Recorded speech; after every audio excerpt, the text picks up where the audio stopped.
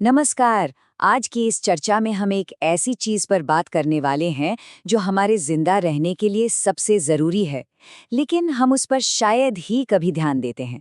हम बात कर रहे हैं पोस्ट स्ट्रोक डिस्फेजिया की।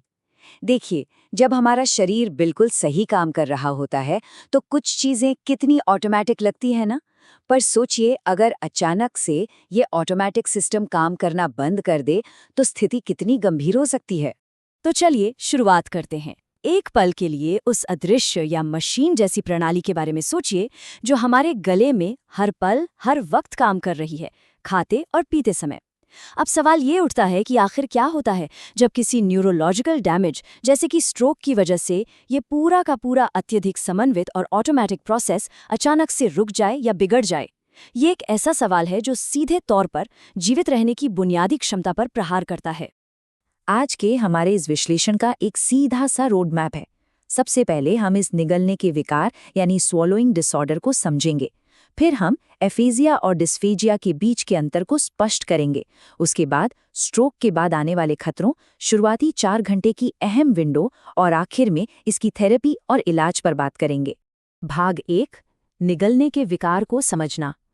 आइए स्थापित करते हैं कि शारीरिक रूप से आखिर क्या गड़बड़ होती है जब कोई इस स्थिति से गुजर रहा होता है। असल में डिस्फेजिया निगलने से जुड़ा एक विकार है।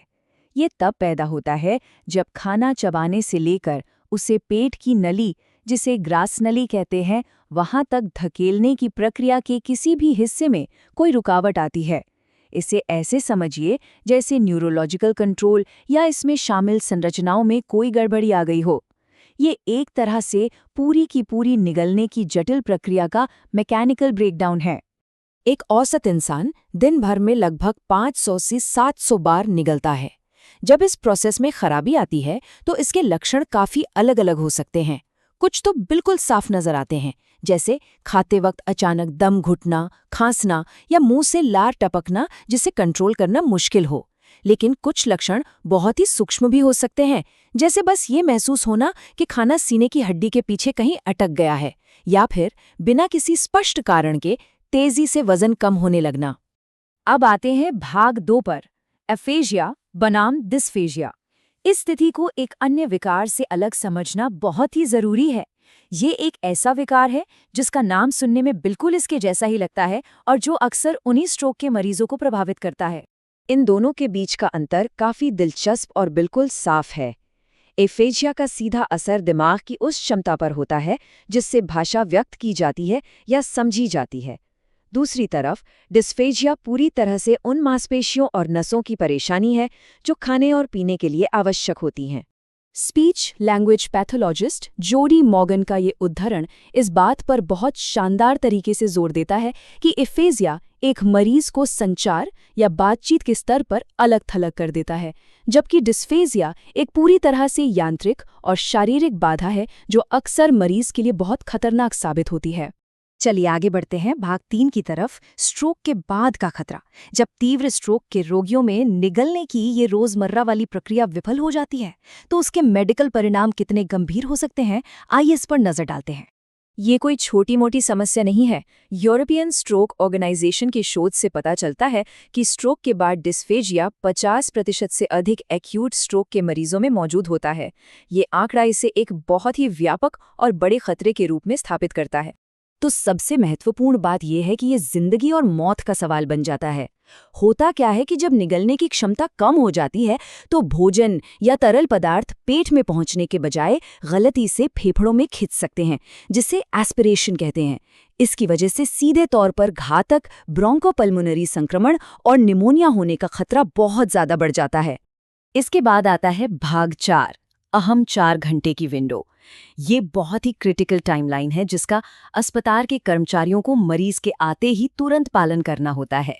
क्योंकि एस्पिरेशन या फेफड़ों में खाना जाने का जोखिम बहुत अधिक और जानलेवा होता है, इसलिए क्लिनिकल दिशा निर्देश ये तय करते हैं कि मरीजों को तुरंत एनपीओ स्थिति पर रखा जाना चाहिए।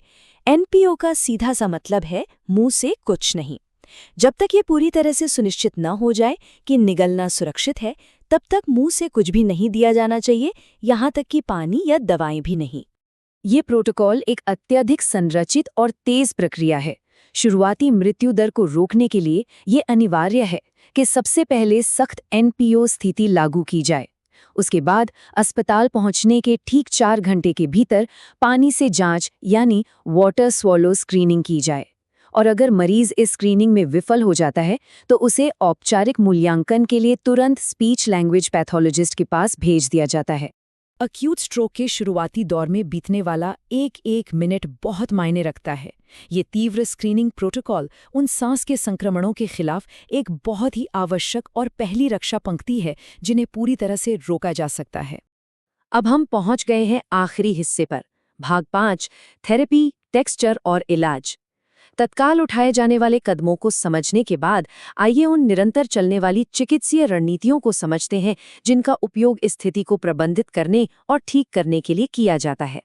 स्ट्रोक फाउंडेशन जैसे संस्थानों द्वारा प्रकाशित उपचार के क्लिनिकल दिशा निर्देश बहुत सावधानी से तैयार किए जाते हैं। वे अंतर्राष्ट्रीय स्तर पर मान्यता प्राप्त ग्रेड दृष्टिकोण का उपयोग करते हैं। ये दृष्टिकोण किसी भी हस्तक्षेप के संभावित नुकसान के खिलाफ उसके लाभों को बहुत ही सावधानी से संतुलित करता है ताकि मरीज सुरक्षित रहे। इन सब में स्पीच लैंग्वेज पैथोलॉजिस्ट एक बहुत ही अहम रोल निभाते हैं। उनका मूल्यांकन अविश्वसनीय रूप से व्यापक होता है। वे इस बात का गहराई से अध्ययन करते हैं कि मरीज तरल पदार्थों और खाद्य पदार्थों की अलग-अलग बनावट को कैसे संभाल रहा है। इसका मुख्य उद्देश्य ये पता लगाना होता है कि गले के यांत्रिक ढांचे में आखिर किस जगह पर खराबी आ रही है। विशेषज्ञ के इस मूल्यांकन के आधार पर प्रबंधन के कई तरीके अपनाए जा सकते हैं।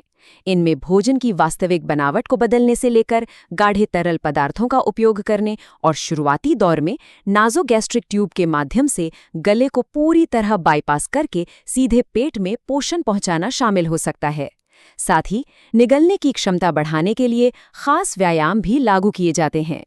पुनर्वास यानी रिकवरी के इस प्रोसेस में उम्मीद की एक बहुत बड़ी किरण है।